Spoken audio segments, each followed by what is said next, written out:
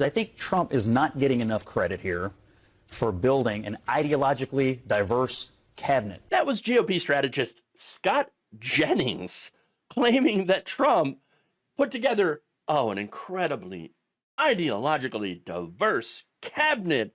Wow, look at that. Trump should get more credit for building a liberal, partly liberal, conservative cabinet. Well, look at that. He's really trying to reach across the aisle with people like, RFK Jr. and Tulsi Gabbard.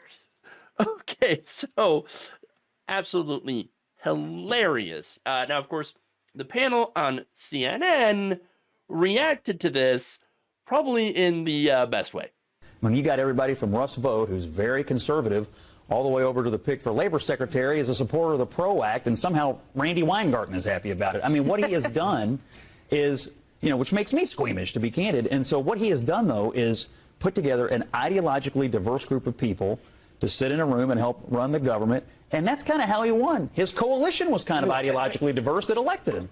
No, his coalition that he put together, they were tired of the status quo. Okay. Now, as somebody who regularly has been against the establishment, I get it, right? Yes, the country was in a massively anti-establishment mood after Joe Biden. And so I understand wanting change. Okay. But the kind of change that Trump has promised to bring, not really all that different, because one of the major problems here was rich getting richer. And what is Trump going to do? He's going to let the rich get richer. Okay. So now, that said, Scott Jennings, as I mentioned, GOP strategist, right? I'm getting so squeamish from this. Are you really? Really? But he's not the only one that's saying, oh, what an ideologically diverse cabinet. No, you had Axios, Mike Allen, and Jim Vanderhei running this headline, quote, Trump's liberal cabinet. Writing this, nothing captures the dramatic ideological transformation of the Republican Party more vividly than President-elect Trump's proposed cabinet. And then has this list of a pro-abortion rights Kennedy running HHS. A pro-union centrist running Labor Department. That's Lori Chavez DeRemer of Oregon. A former elected Democrat as Director of National Intelligence, Tulsi Gabbard. Former George Soros advisor, who now promises Trumponomics will turn around the economy, running the Treasury, Scott Bessent. The team represents the Trump worldview. Traditional conservatism is dead, and its biggest lifelong advocates neutered to the point of irrelevance. So that right there is kind of a jab at George W. Bush, a jab at Liz Cheney, who, by the way, deserves that jab. Okay, because Liz Cheney sucks. Liz Cheney sucks. Why would you campaign with her? But anyway, so that said, a Trump transition source told Axios that most of the picks are a version of Trump in their thinking and approach. Oh, lovely. They're fearless disruptors who can walk into these buildings and know they have a mandate for reform and change. Imagine Donald Trump being a disruptor. No, Donald Trump ran to get away from these court cases that would have seen him in prison. And guess what? He won, so he's not going to go to prison. Okay? Nothing is going to happen to him.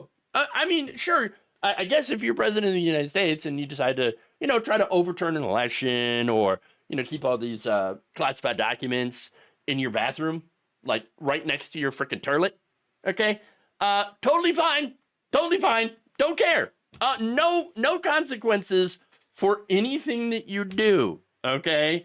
Look, you have an affair with a porn star, and then you try to cover it up, and then you cook the books in your businesses, with your businesses.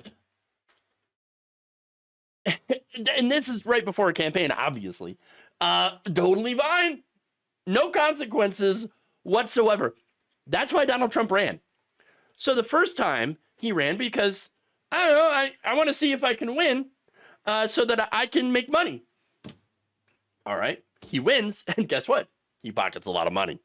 And then, he gets in all this legal trouble. So the second time he runs so that hey, yeah, I got to get away from these court cases or else I'm screwed.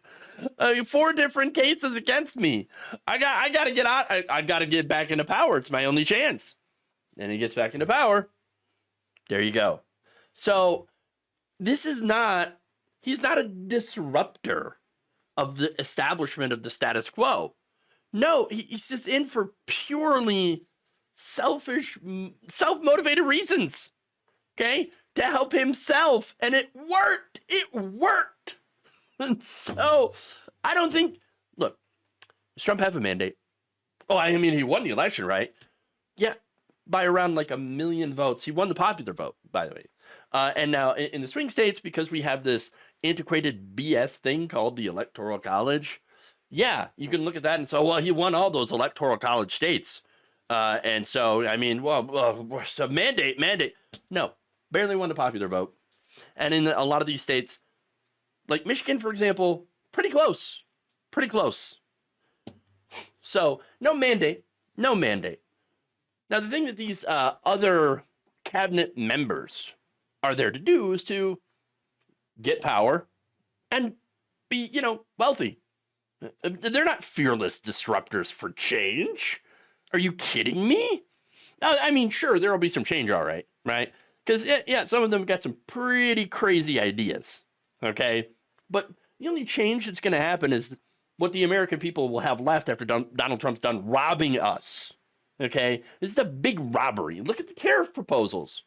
It's a tax on working people, which could kick off a trade war, okay? I'm not against tariffs in principle if they're targeted and if they're, make sense, okay? Donald Trump is not going to do targeted tariffs that make sense in order to get concessions, okay? Not going to happen. Kicking out all the immigrants. What do you think that's going to do? It's going to raise food prices. Combine that with the proposed safety net cuts to SNAP and Medicaid. Much less the possibility that they're going to try to privatize Medicare. Then you have the massive deregulation of industry, including industries that Elon Musk, okay, are in, okay? So the deregulation of those industries right there, he's going to profit very, very handsomely, okay? And now you look at the food industry, okay? Food industry, that's probably going to be deregulated as well. I'm not saying that there isn't changes that needed to be made here, right? And maybe RFK Jr. might make some positive changes, a few, right? But remember, you're going to have to balance that out with the insane stuff that he's going to bring, okay? And so, look, RFK Jr. thinks vaccines cause autism. Like, he's got these weird conspiracies, right, about that. And like, disease, we could defeat disease by just having a good diet. That's not, no. I'm not against a better diet.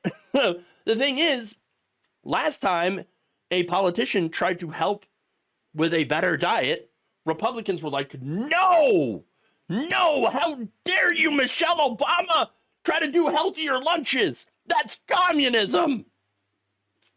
I guess it's different if it's a black woman trying to make sure kids eat healthy versus a white man. I wonder if that has something to do with it. Oh, by the way, RFK Jr., also super anti-trans. What about Tulsi Gabbard? Tulsi Gabbard, literally part of a right-wing Hindu cult. Okay, that's very, very friendly with the Russians. Oh, and by the way, she's also anti-trans. What about Representative Lori Chavez Remmer? Well, look, hey, she's for the PRO Act, right? Okay, that's good, but she also happens to be anti-choice and anti-trans. I think I found the common thread here. Socially conservative transphobia, okay? But don't worry, they're ideologically diverse. Are they? Sure. Yes. Do they differ on some policies of the Republican Party? Yeah, I suppose so. Okay. But there is one thing that unites them, and they hate transgender people. Okay. They're against gender affirming care. Weird. And they will, of course, all work tirelessly to make rich people much, much richer. The money must flow to the top, as always. So mainly, of course, to Donald Trump and his very rich friends. Thank you for watching. If you enjoyed this video, please like, share, subscribe, hit the bell icon in order to get notified whenever a new video is released. And if you want to support independent, progressive media through this difficult time where it seems like everybody is shutting down, you can become a member on our YouTube page, you can become a subscriber on Facebook, or you can go to my Patreon. It's patreon.com/Jeff Waldorf. Thank you.